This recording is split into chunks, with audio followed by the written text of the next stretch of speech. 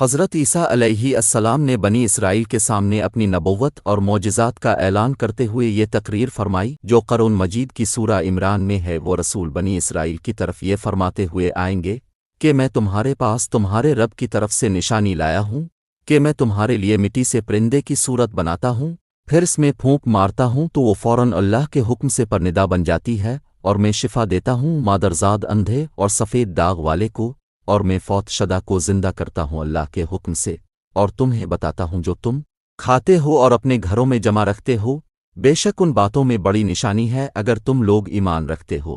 اس تقریب میں اپنے اپنے 4 معجزات کا اعلان فرمایا۔ نمبر 1، مٹی کے پرندے بنا کر ان میں پھونک مار کر ان کو اڑا دینا۔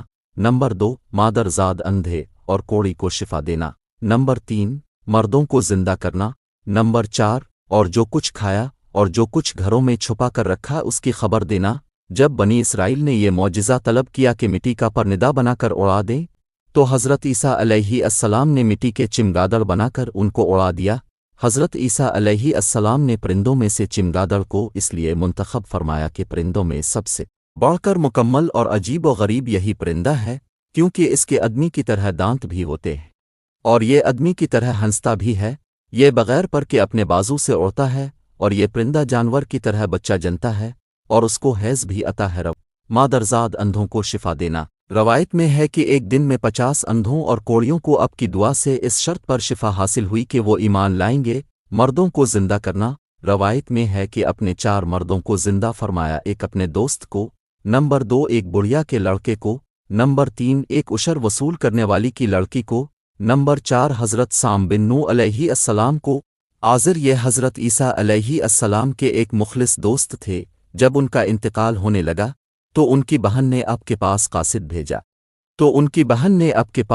بھیجا کہ اب کا دوست مر رہا ہے۔ اس وقت اب اپنے دوست سے 3 دن کی دوری کی مسافت پر تھے۔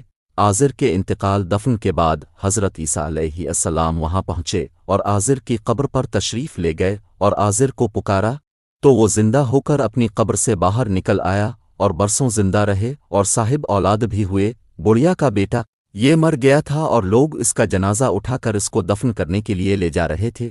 اسی وقت حضرت عیسیٰ علیہ السلام کا ادھر سے گزر ہوا تو وہ اب کی دعا سے زندہ ہو کر جنازہ سے بیٹھا اور کپڑا پہن کر اپنے جنازہ کی چارپائی اٹھائے ہوئے اپنے گھر آیا اور مدتوں زندہ رہا اور اس کے اولاد بھی ہوئی۔ عاشر کی بیٹی ایک ٹیکس وصول کرنے والے کی لڑکی مر گئی تھی، اس کی موت کے ایک دن بعد حضرت عیسیٰ علیہ السلام کی دعا سے زندہ ہو گئی اور بہت دنوں تک زندہ رہی اور اس کے کئی بچے بھی ہوئے۔ حضرت سام بن نوح علیہ السلام کو زندہ کرنا۔ اوپر کے تینوں مردوں کو اپنے زندہ فرمایا تو بنی اسرائیل کے شریروں نے کہا کہ یہ تینوں در حقیقت میرے ہی نہیں تھے بلکہ ان تینوں پر سکتہ طاری تھا، اس لیے وہ ہوش میں آ گئی، لہذا اب کسی پرانے مردہ کو زندہ کر کے ہمیں دکھا دو۔ تو اپنے فرمایا کہ حضرت سام بن نوح علیہ السلام کو وفات پائے ہوئے 4000 برس کا زمانہ گزر گیا، تم لوگ مجھے ان کی قبر پر لے چلو، میں ان کو خدا کے حکم سے زندہ کر دیتا ہوں۔